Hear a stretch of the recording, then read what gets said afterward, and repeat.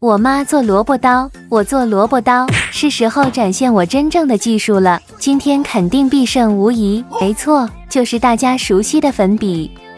粉笔怎么可能做萝卜刀？小熊这是在画大饼吧？你们觉得谁能做出来？开什么玩笑？粉笔的用处可多了呢，而且这样做出来的萝卜刀，老师绝对不会没收。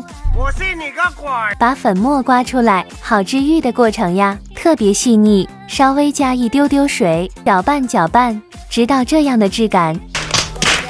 天啊，你以为3岁小孩捏土啊？还是看我的比较靠谱，选一个比较阳光的颜色，一点也不会粘手，而且特别丝滑。先来做个萝卜头吧，我捏，再来压个弧度。哎呀，变形了。